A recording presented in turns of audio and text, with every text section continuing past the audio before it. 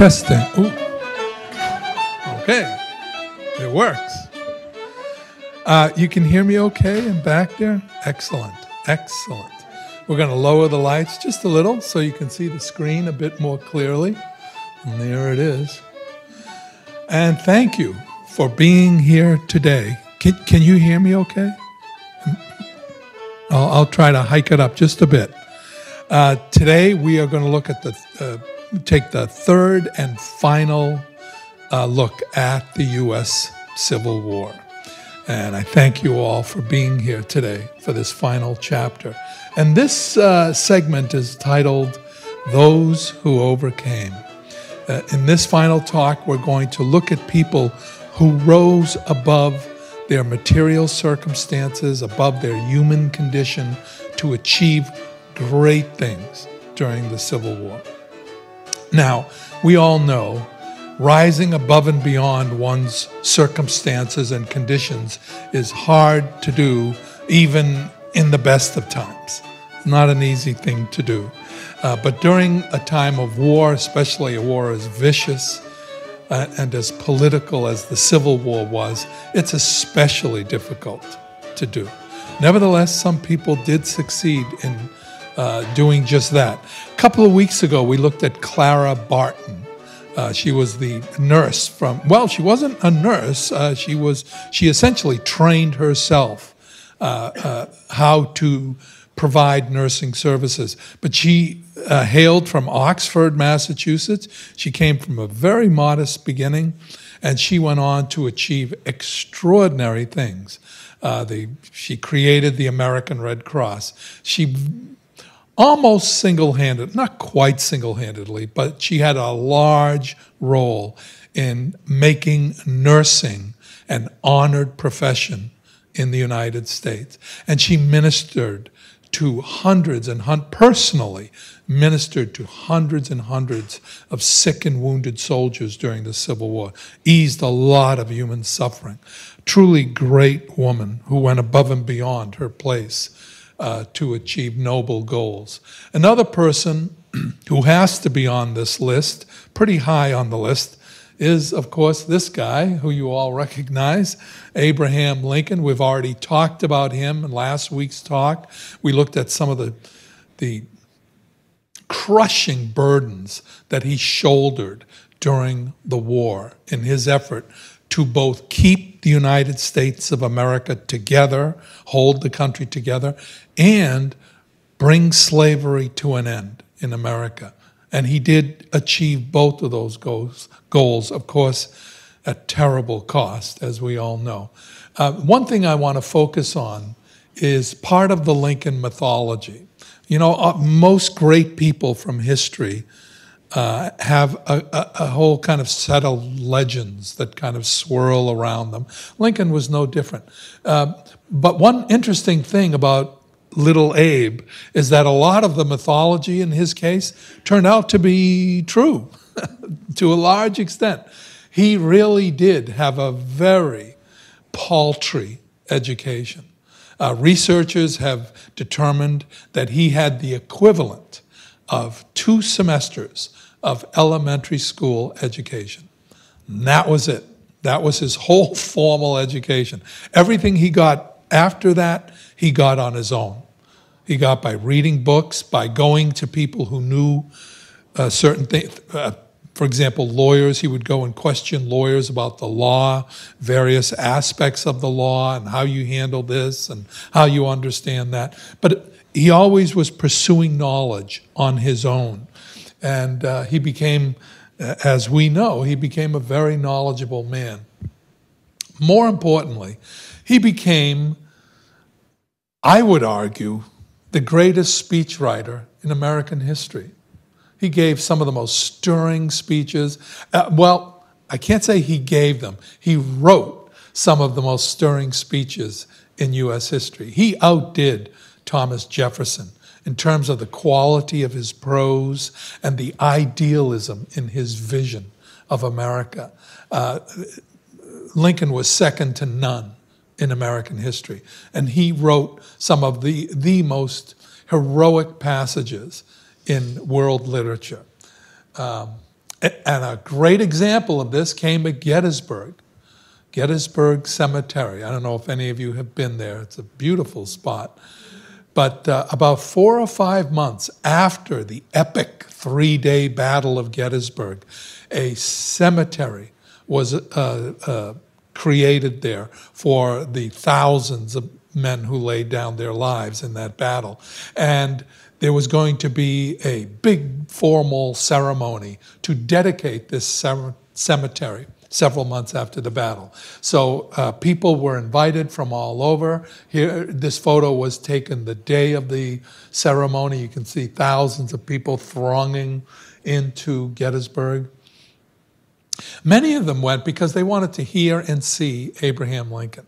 Remember, this is the days before radio, the days before television. They wanted to see Lincoln for themselves and hear his voice. And they had heard he was going to give a speech while he was there.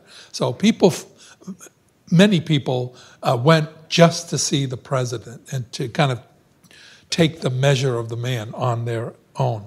But the main speaker that day was this fellow, this Edward Everett. He was an illustrious Harvard graduate, one of the greatest orators in America at that time. And he did not disappoint. He gave a 2-hour speech. Yeah, if you can imagine, sitting there and listening to someone go on for 2 hours. But in those days, speech giving was a kind of entertainment. Again, they didn't have TV, they didn't have movies, they didn't have radio, So if someone could give a good speech, that made for a nice afternoon's activity, And so people turned out. Edward Everett gives his 2-hour speech. Then there is a short hymn. They follow the speech where they tell, we're going to sing a little hymn. Everyone, please join in. Now, if someone in the crowd is there to see Lincoln, and they listen, they sit through 2 hours of Edward Everett, and then there is this short hymn, and they realize, they're going to sing a hymn. I'm going to go, I have to go to the restroom. I have to relieve myself. But I'm going to run over, take care of it, and then come back and listen to Lincoln. Well, that person would have been out of luck because Lincoln's speech took 4 minutes, less than 4 minutes. The hymn was very short, and then the speech was less than 4 minutes. And some people, when it was over, said, "That's it? Really? We're done?" But here is the address that he penned out. There is a story, you see it in numerous places, that he wrote the Gettysburg Address on an envelope while he was on a train on his way to Gettysburg. Not true. That is a myth. He had days and days to think about what he was going to say at Gettysburg, and he gave it considerable thought. By the time he arrived in Gettysburg, he pretty much crafted the speech he wanted. And so he gets up there and he gives that less than 4 minute speech. And initially, people are not impressed. There is a reporter from the London Times, and he calls it, this is, I think, a verbatim quote, he calls it flat dishwater utterances. So he clearly doesn't think much of it. There's a reporter from the Chicago Tribune who also says it was kind of like just a nothing speech. Well, what did he say? He really said nothing of significance. So, and many people who were there take a very dim view of Lincoln's oration. One person who doesn't is Edward Everett. He's listening to Lincoln. He's sitting near to where Lincoln is. And he hears every word. And he is deeply moved by the power of Lincoln's prose. And he tells Lincoln this. He says, "You did a better job in 4 minutes than I did in 2 hours." But most people come away thinking, not a big deal. Where does that manuscript exist? The manuscript? I think it's at the Gettysburg Museum, but don't hold me to that, I'm not sure. I was actually there twice, and I didn't even think to ask to see it. So, my bad. Now, Why didn't Lincoln's speech go over any better than it did? Well, one reason is Lincoln was a terrible speech giver. He was a great speech writer, one of the greatest ever. But when it came to delivering a speech, he did not have an actor's instincts. You know, a good actor knows how to bring a script or a text to life. You know, John Kennedy is a great example of a president who took an actor's approach to speech giving. And that's why he was such a tremendous orator. You see John Kennedy give a speech, you're seeing someone at the top of their game.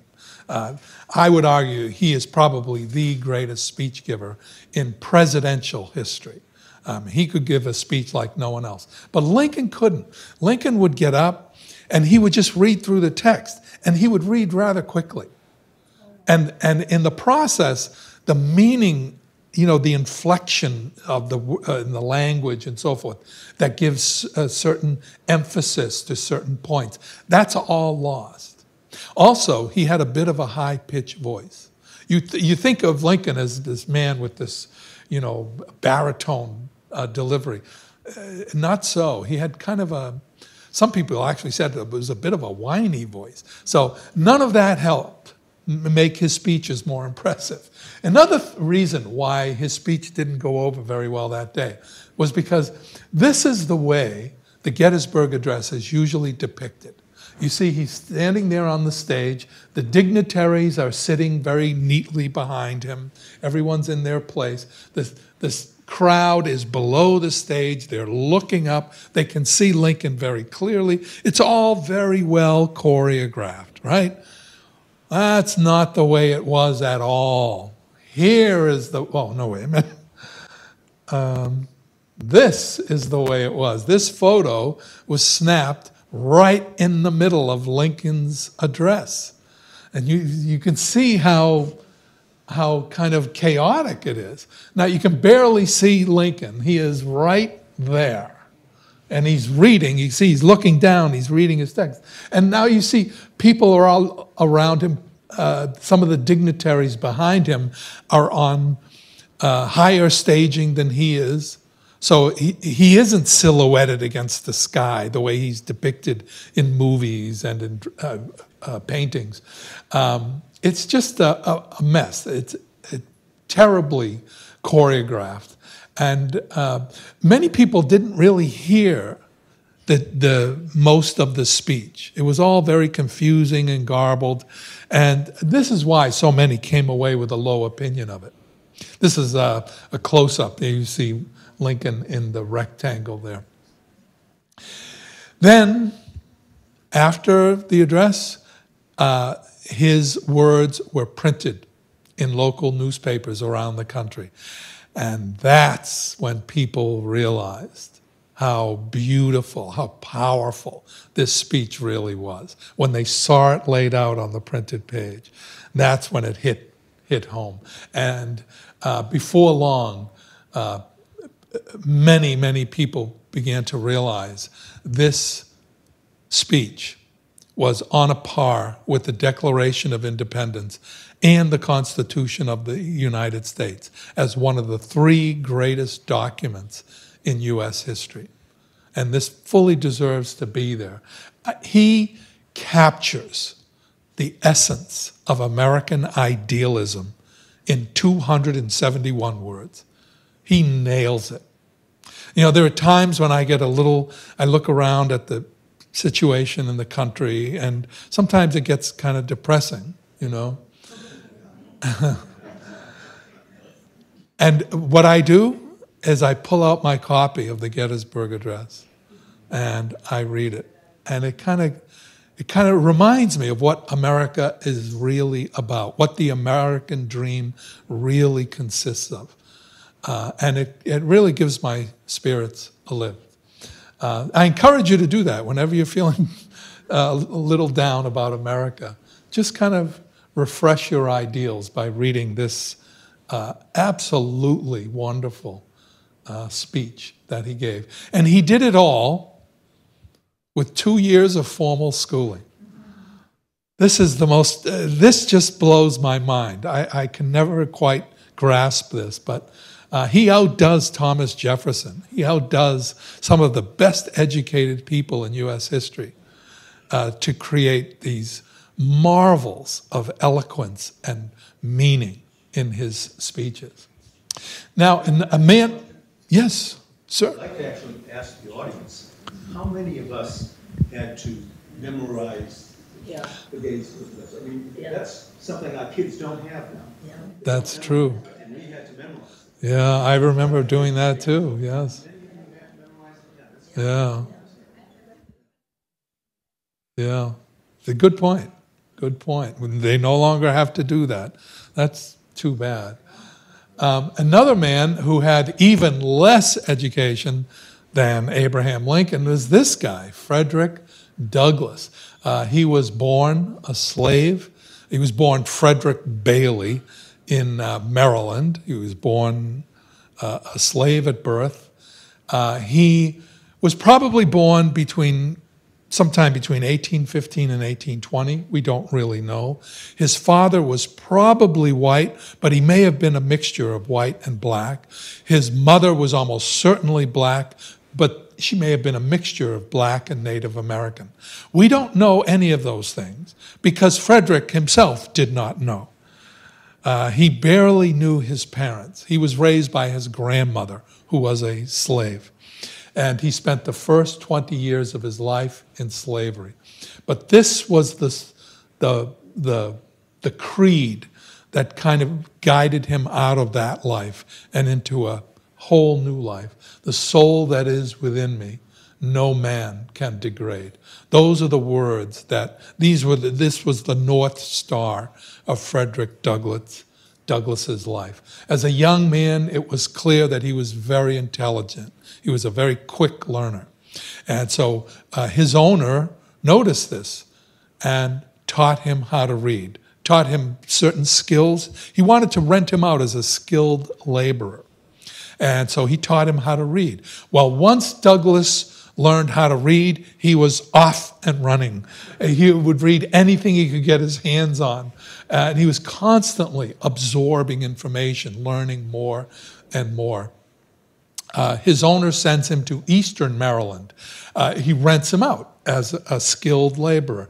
While there, he has some ugly run-ins with kind of sadistic masters, people who would buy skilled laborers for use on a farm or for use in a factory or in a shipbuilding area. And there he confronts some of these individuals, and he gets into some ugly scrapes. But he comes through it okay. But all of this only intensifies his determination to someday be free. One very good thing that happens to him in Maryland is he meets a young, free black woman named Anna Murray. And they get to know each other, they fall in love, and they get married when Douglass is around 20 years old. Whenever I give his age, I always have to say around, because we don't know what year he was born in. I think I may have said this, most researchers put it at 1818, but that may be off by a year or two. Anyway, he marries Anna. They will eventually go on to have 5 children together. Shortly after they're married, Douglass begins to take greater liberties with the latitude that his owner has given him. His owner has given him some tether, some freedom to kind of roam around and experience different things. And at one point, he goes to there is this religious retreat in the kind of southeastern part of Maryland. And he goes there and he stays for the whole weekend. And then he comes back and his owner says, I'm going to have to rein you in because you're taking too many liberties. I didn't know where you were all weekend, and caused me a lot of headaches. And so he tells him, I'm gonna clip your wings for a little bit, just to teach you a lesson. Well, Frederick Douglass is thinking, That, not going to happen. And that's when he makes up his mind to leave Maryland altogether, make his way toward Pennsylvania, free state, via the Underground Railroad. And so he tells Anna his plan, and they're married, by the way, in 1838. But this happens around 1840. And he eventually goes to New York. He resettles there as a free man. He's an escaped slave. Bounty hunters are looking for him, but he manages to hide his identity. He changes his last name. Remember, he was born Frederick Bailey, but he takes on the name Douglas because it's on a set of identity papers that he has come upon. They belong to a black sailor, a free man. And so he assumes that sailor's identity, and he becomes known as Frederick Douglass. So Anna joins him. He writes to Anna and says, come to New York City. We'll restart our lives here. And from New York City, they move to New Bedford, Massachusetts, and he begins making a living as a skilled laborer. Well, he bumps into a white abolitionist. And the abolitionist is struck by the fact that Frederick Douglass is a very articulate man. He expresses himself very well. And so he invites him to give a talk at a local abolitionist society in Massachusetts. And Douglass goes. He's a little nervous at first, as you would expect. It's only natural. But he eventually kind of warms to his task, and he gets into it, and he tells his life story. And people in the audience are in tears. People are really moved by this story that he tells about his life, the first 20 years of his life lived in slavery. So he begins going around to other abolitionist societies and giving more talks, more speeches, and he's paid for this. So he's able to support his family by giving talks against slavery. So this is his dream come true.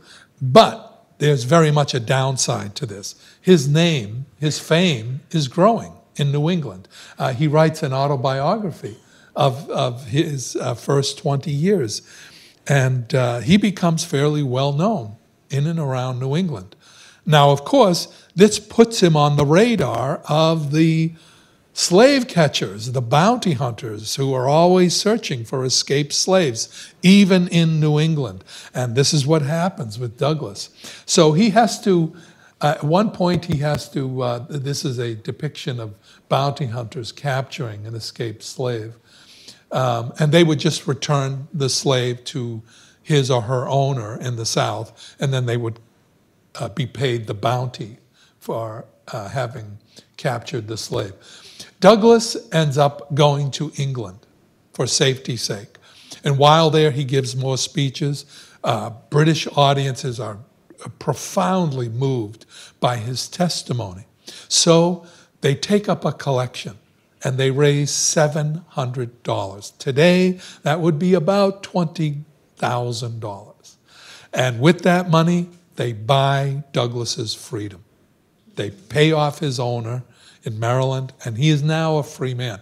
So he returns to the United States, and he establishes his own newspaper journal. It's really a weekly journal that explains the evil of slavery and talks about the latest events on the slavery front, the latest atrocities, the latest crimes, and the latest political developments that might hopefully bring an end to slavery someday.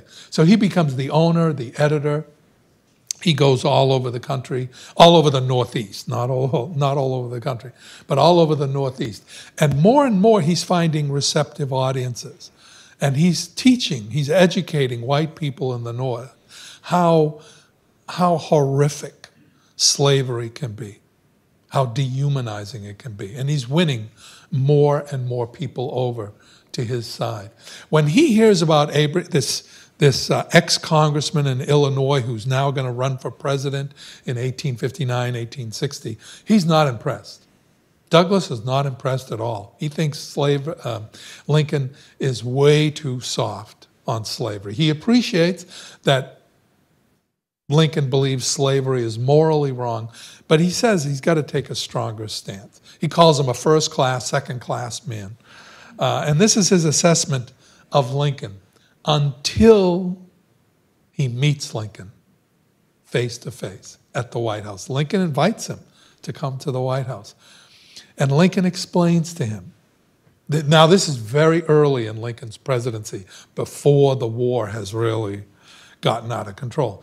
Lincoln tells Douglas that his goal, his ultimate goal, is to diminish and ultimately get rid of slavery in America. But he says, I want to do it with as little bloodshed and killing as possible. So that's a key part of this agenda. We want as little, cruelty and suffering as possible. But as we saw in our last week's talk, by 1862, it becomes clear that the war is beyond anyone's control. There's no way this can be kind of kept, the cruelty and the horror of it, there's no way that can be kept to a minimum. And Lincoln realizes this by 1862.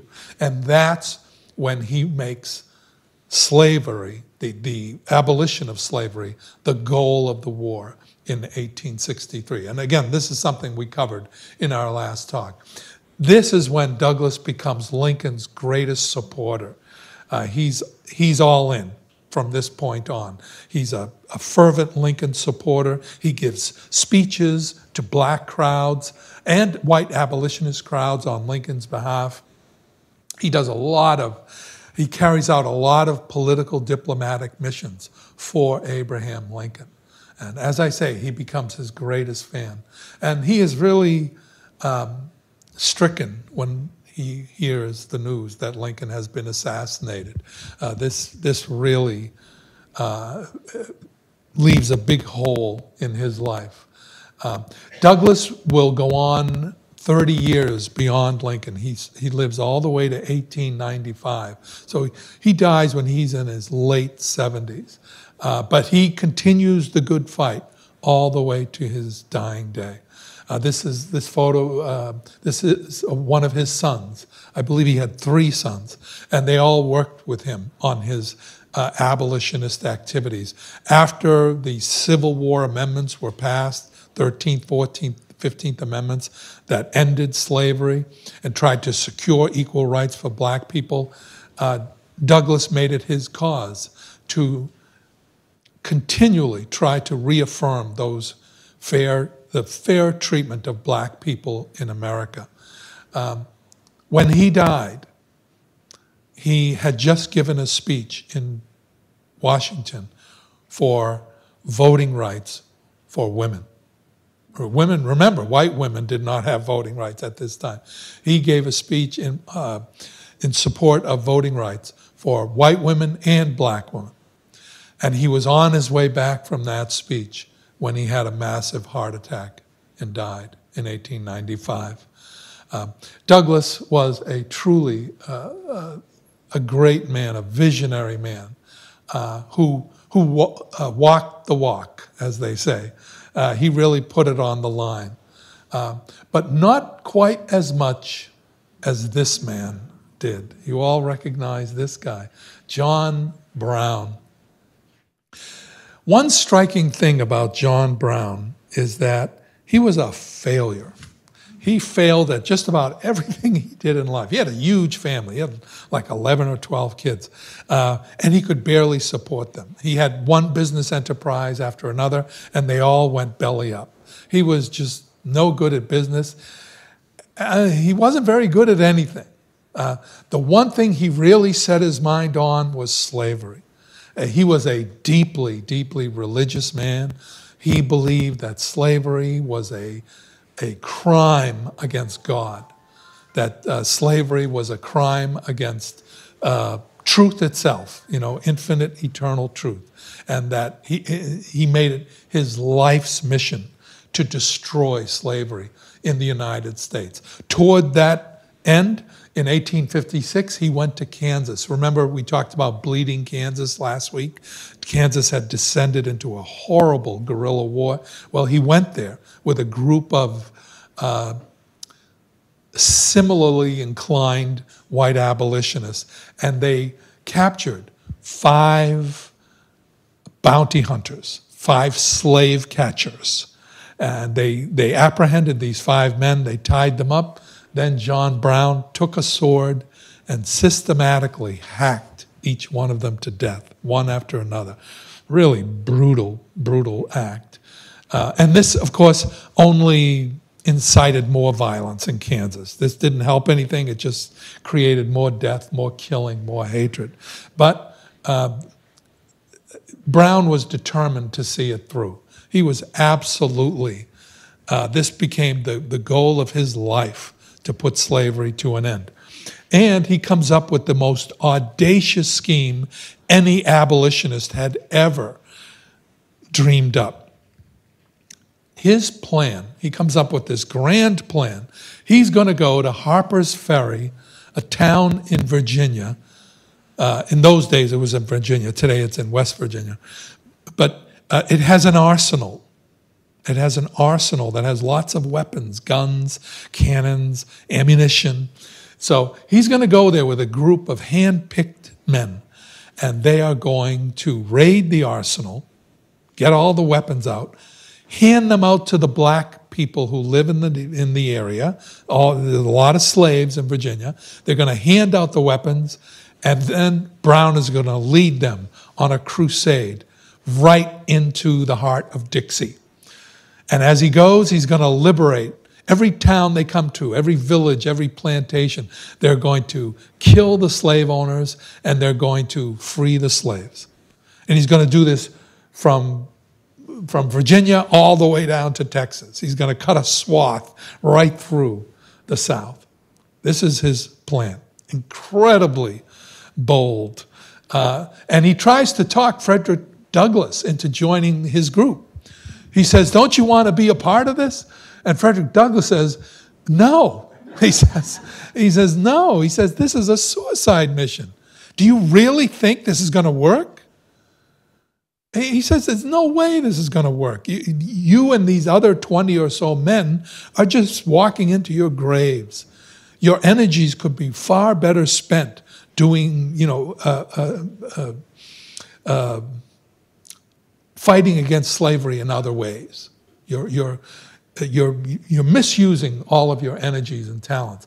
But John Brown says, no more talk, no more diplomacy, no more politics. We've got to make it a war now. And so he's hell-bent on this course of action. Douglass actually tries to talk some of the men in Brown's group out of the group. He tells them, you don't want to do this. This is insanity. But Brown has 3 sons. 3 of his own sons are going to be part of this mission, 5 free black men, and about 15 or so white abolitionists. And this is his task force, his strike group. So they go on October 16th, 1859. They enter the town of Harper's Ferry. Right away, things start to go wrong. The first man they encounter tries to run away. They think he's going to sound the alarm. They kill him. They find out it's a free black man. The first man they kill is one of the people they want to save and want to rescue. So right off the bat, things start to go sideways. They get to the arsenal. Some of Brown's men are telling the slaves in the area, this is your day of independence. Join us. We will give you weapons and you will fight your way to freedom. Well, the black people in Harper's Ferry say pretty much what Frederick Douglass said. Are you kidding? You think this is going to work? They know something that Douglass doesn't know. And that is that the whole town is armed. And they are very alert to this kind of threat, someone trying to come in and take over the arsenal. Within minutes, the alarm is sounded, and people are rushing out of their houses, with guns, with firearms. They're ready to fight, and they're ready very quickly. This is something Brown does not anticipate. And so this really throws a wrench into his whole plan. That one, the slaves don't want to join what they see as a suicide mission. And two, the white Southerners react very promptly. So Brown and his band are trapped in a fire engine house in the middle of town. 2 of Brown's sons are killed. 4 townspeople are killed, including the mayor. The mayor of the town is shot dead in the middle of this shootout. Then a contingent of Marines arrive.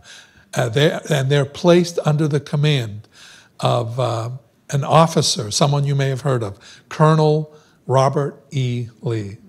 And so he leads the assault on the fire engine house, and they arrest all of the surviving members of Brown's group. Brown is very quickly brought to trial. Virginia, he is tried by the state of Virginia, not by the U.S. government. He is tried by the local government, and they want this to go away quickly. They don't want to give Brown a platform on which he can air his anti-slavery views. That's the last thing they want. So they rush through the trial. He is found guilty of treason. He is condemned to hang. And now the word spreads north. Many people, including Abraham Lincoln, condemn Brown's actions. They feel a certain sympathy for his cause, but they say he went about it in a horrible way. Lincoln says, all you're doing is adding suffering to suffering. The idea is to eliminate slavery, but with as little misery and cruelty and suffering as possible. We just don't want to compound one evil with another evil. But there are many other Northerners, an increasing number of Northerners, who don't see it that way, including right here in Massachusetts, Ralph Waldo Emerson, Henry David Thoreau, a number of Northerners hail Brown as a hero. They say this man's cause was just, and he deserves to be eulogized and lionized as a true hero for freedom. Well, Southern leaders like this group of men, they're seeing this. They're seeing churches writing hymns to John Brown. They're seeing abolitionist meetings in the North hailing John Brown. And they realize this movement, this anti-slavery movement, is spreading. It's not going away. It's getting worse. More and more Northerners are taking this attitude towards slavery. So they realize this infuriates them. It terrifies them, and it infuriates them. And they realize there's no way we can stay in a nation with people who have this attitude toward our way of life. So more and more, the word secession is popping up, even in casual conversations. All around Washington, the word secession is being bandied about more and more. And another direct result of John Brown's raid is that Southern states begin to increase the size of their militia units. They sense that they're going to need these, trained forces to beat off future assaults in places like Harper's Ferry. So this becomes, essentially, this is the embryo of the Confederate Army, of what would become the Confederate Army. So Brown's raid has a number of very pivotal consequences that point the nation in this direction, the direction of war. December 2nd, 1859, he is led out to be hanged. Now remember, the raid occurred on October 16th. December 2nd, he's being hung. This is like, 6 weeks? So you can see how fast Virginia wanted to get rid of this. They want to put this guy in the ground as fast and as quietly as they can. But on the day of his execution, he comes out with a letter. and he wants to read it. And so the authorities let him read it, but they put him on a stage about 200 yards away from the crowd. So the crowd can't actually hear him, but he reads his speech. More importantly, his lawyer has a copy of the speech, and Brown wants his lawyer to publish the speech after his death. And that's what the lawyer does. And one excerpt from the speech reads, "I, John Brown, am now quite certain that the crimes of this guilty land will never be purged away but with blood." And these words, of course, are prophetic, because about 16 months later, America is involved. First shots are fired in what would become the bloodiest and most transformative war in U.S. history. And John Brown was a key figure in making all this happen. Whatever you think of his methods, I don't endorse brutality or cruelty. Whatever you think of his methods, this is a guy who was very mediocre, even by his own assessment. He wasn't that bright. He wasn't that skilled. He wasn't that able.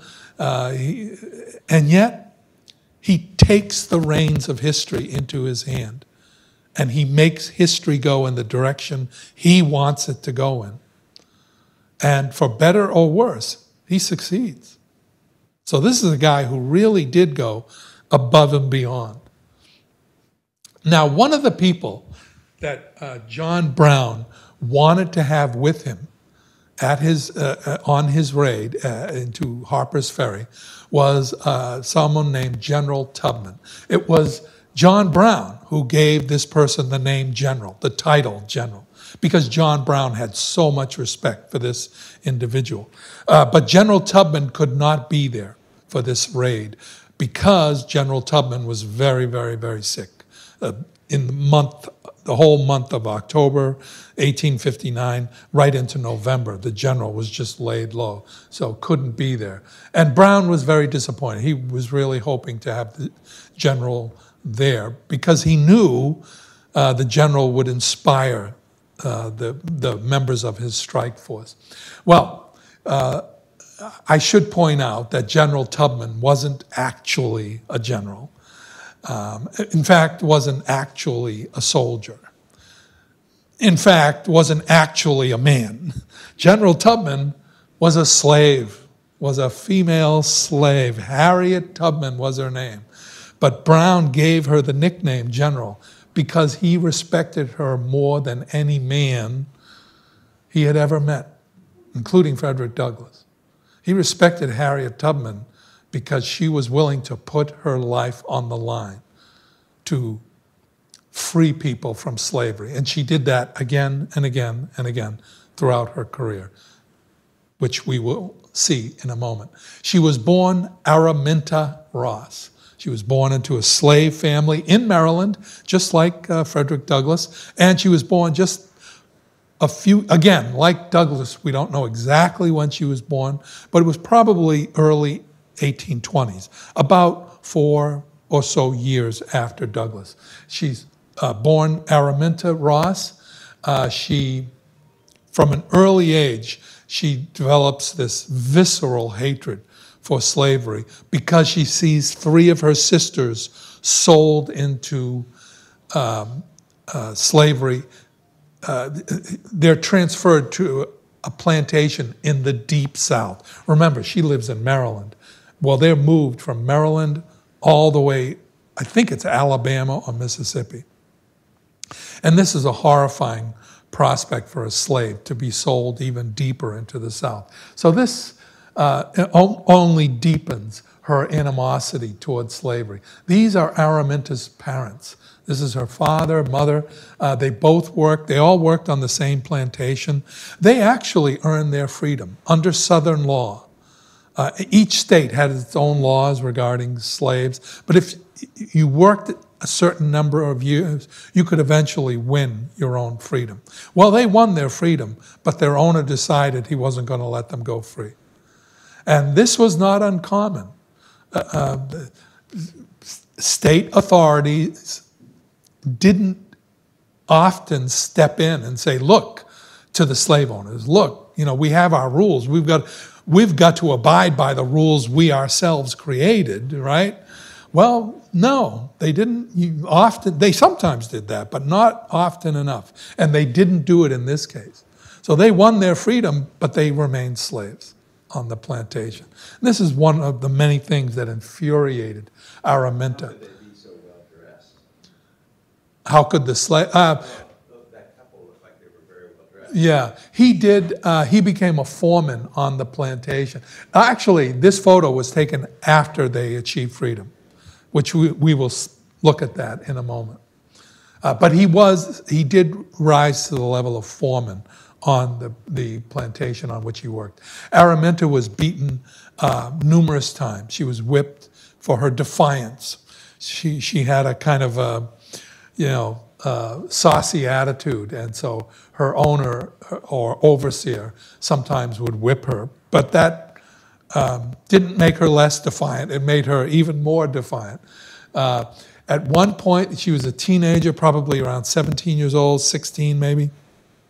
She was in a room where an overseer was trying to subdue a slave, was trying to wrestle the slave to the ground, and was having a hard time doing it. And so the overseer saw Araminta was standing like 10 feet away, and said, "Come on, help me, get this guy on the ground." And she just went, no, I'm not going to help. So the overseer picked up an iron, like this one, and he flung it at her. And he hit her right in the head. And it was a pretty nasty wound. It was a very severe wound. She recovered from the wound, but she would suffer the consequences, the after effects, for the rest of her life. She would have lapses of consciousness. She would have terrible, terrible headaches. And she would sometimes hallucinate. This is what she told her biographer much later in life. So all that because of this single act of defiance. Her only respite from the toils of slavery came when she had some free time and she would go outdoors. She always said she felt more liberated outdoors. She felt a certain freeness outdoors. So she would go outdoors, especially at night, and she would gaze at the stars and she would dream. And she would dream about freedom. She would dream about justice. She would dream about goodness. She had a very deeply spiritual, religious nature. She was a devout Christian. She believed that that our world is involved in a war between good and evil, and that people have to, fight evil. They have to struggle against evil. That's part in her theology. That's a big part of the reason why we're here, to learn the difference between good and evil and to side with goodness. And that's what she did. She made a very, very deliberate choice to fight against evil for the rest of her life, to fight against injustice. And she stuck to that creed. That's why John Brown had so much respect for her, because she walked the walk. She didn't just talk a good game. She put her life on the line for this. In 1844, when she was around 20 years old, she met a free black man, John Tubman. They met, fell in love, got married. Almost right after that, word came down that she and a number of other slaves were going to be sold deeper into the South. They were going to be sold to a plantation around Texas somewhere. Well, Araminta wanted none of that. So she tried to talk her husband into escaping with her to the north. Well, he was already a free man, and he didn't want to take that chance. If you're caught trying to escape, you're going to be treated very, very harshly. And so he declines. And at this point, Araminta makes the most pivotal decision in her life. She says, I'm going to strike out for freedom on my own. She's going to do this alone. This is this little woman who has serious medical problems, who doesn't know how to read, can't read signs or anything like that. And she's going to strike out for freedom on her own. Well, she makes contact with a member of the Underground Railroad. The Underground Railroad, of course, is a system of safe houses, walking routes, and code phrases that enable slaves to find their way north to freedom. The ultimate goal is to get them to Canada, because in Canada, there's no fugitive slave law. Once you make it to Canada, even the bounty hunters can't get you there. So she gets on in 1849. She makes her way, and she is eventually guided to Pennsylvania. She makes it there safely. She's now, tentatively anyway, a free woman, unless the bounty hunters can get hold of her. To lessen that possibility, she changes her first name to Harriet, which is her mother's name. So she becomes Harriet, not Ross. She takes her husband's surname, so she becomes Harriet Tubman at this point. Now, she learned a number of skills as a slave. She learned seamstressing and various other things. She could have made a living for herself in Pennsylvania. And for many people, that would have been quite enough. You know, I fought my way to freedom, and now I'm going to try to live as happy a life as I can from this point on. Not Harriet Tubman. She makes up her mind to join the Underground Railroad, to become one of its conductors. And she would go on to become the greatest conductor in the history of the Underground Railroad. She goes into slave territory again and again and again to liberate more and more slaves. Her legend grows with each expedition. She becomes known as Moses among the slaves because she's liberating more and more of her people with each mission that she goes on. Bounty hunters. She becomes as much of a legend to the slave owners as to the slaves. And so they begin putting bounties on her head, $12,000, enormous sum in those days. And it goes up to 40,000 and eventually goes up to $50,000 for her head on a plate. That would be about $1 million in today's money. So they want her bad because they know she has become this champion of freedom among black people and increasingly among white abolitionists. She would, according to most researchers, she herself lost track of how many missions she went on. At one point she said it was 11, then she said it was 14. So she herself, she couldn't keep records because she couldn't write. But most researchers who have looked extensively into her story say she went on a total of 13 missions on her own and saved nearly 300 slaves from bondage, including her parents. She brought her own parents out of slavery and several other of her relatives, some of her brothers and other relatives, but nearly 300 all told. She never lost a single slave that was in her group that she was leading to freedom. Never lost even one. Once the war began, she made it clear to William Seward. He was her contact with the Lincoln administration. William Seward was the Secretary of State, and he became a real advocate for Harriet Tubman. And she wanted to lead a military expedition to a particular plantation in South Carolina to liberate all the slaves on that plantation. So the government gave her the go-ahead, and she led U.S. soldiers. It's the first time a woman led U.S. soldiers on a military mission, and it was a successful mission. They freed 756 slaves from that plantation. All of the slaves were freed.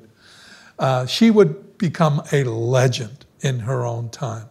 The legend spread north and south, and she was rightly regarded as a truly extraordinary human being. This is William Seward. He would eventually give her a home north of New York City, a pretty big place, had like 7 or 8 acres of land on it. He wanted her to be financially secure for the rest of her life. He knew she had medical problems. Her head wound was bothering her more and more as she got older. So he tried to set her up pretty nicely. And then there was this woman from abolitionist societies mostly. The Underground Railroad would raise money through those sources and give them to conductors like Harriet Tubman. This woman, an author, Sarah Hopkins Bradford, interviewed Harriet twice. Actually, more than twice. She wrote 2 biographies of Harriet's life. And then she gave most of the profits to Harriet so that she would have a comfortable old age. But Harriet's financial security was, her financial state was always somewhat precarious because she insisted on being very generous to everyone. With that acreage she had on her estate, she allowed the construction of a church, and then she allowed the construction of an old age home for ex-slaves who had nowhere else to go. And so she allowed that on the grounds of her own house. People would come to her, poor people, ex-slaves, asking for money, and she would always give money. It didn't matter how little she had herself, but she would always try to be generous to people in need. She spoke out later in life. She took up the cause of women's rights. She spoke out for women's right to vote. She spoke out for fair treatment of black people. Right to her dying day, which came in 1913. She lived a very long life. She lived into her 90s, which is amazing when you look at all the beatings she took and the head wound and other things that she was subjected to. Extraordinary that she lived such a long life. But she never gave up on her crusade for the cause of goodness and justice. I don't know how you explain Harriet Tubman.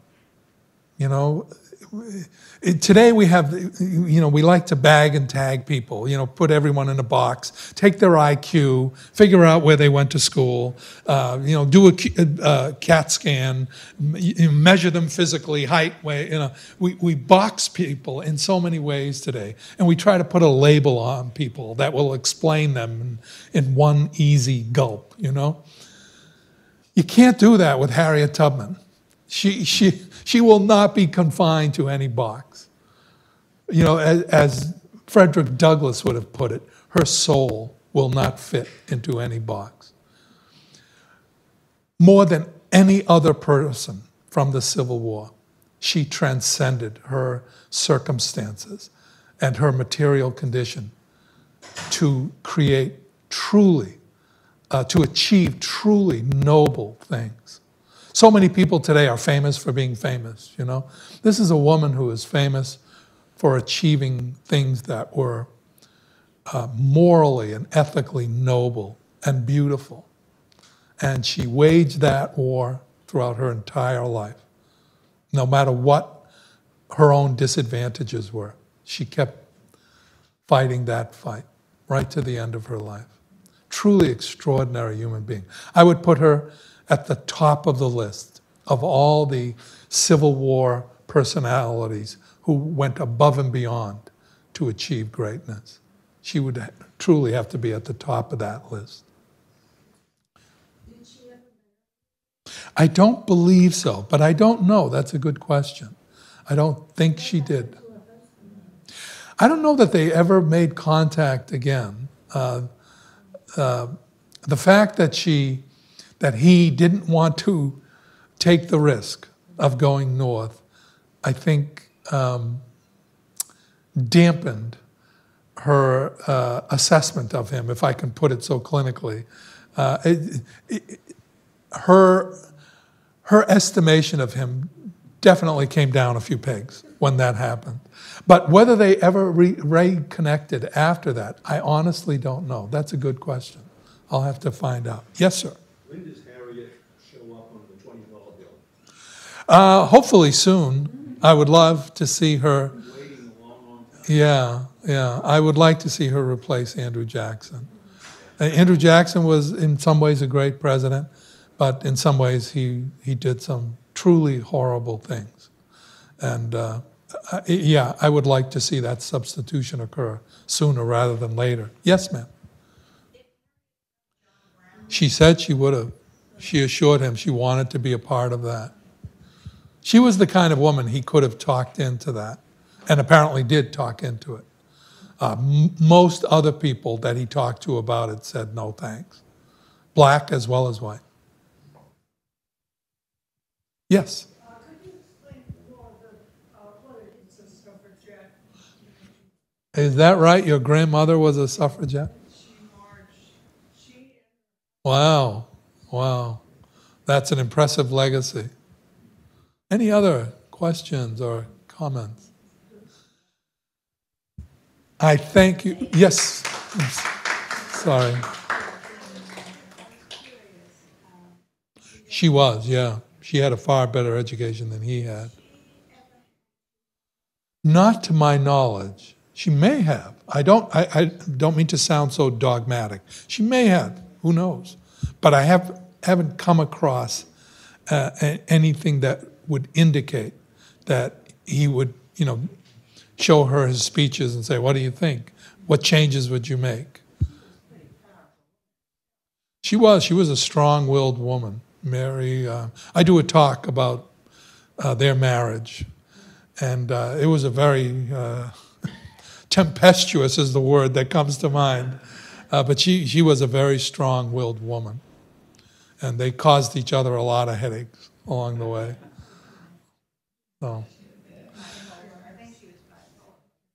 She probably was. She was put into an asylum in Chicago, in Bellevue, the Bellevue version of Chicago, by her own son. Put her there because the court decreed that she was mentally ill and that she could not take care of herself, which really wasn't true. This is the substance of the talk I give about that whole subject. They let her out in 4 months because the doctors realized this woman is not crazy. She has possession of her faculty.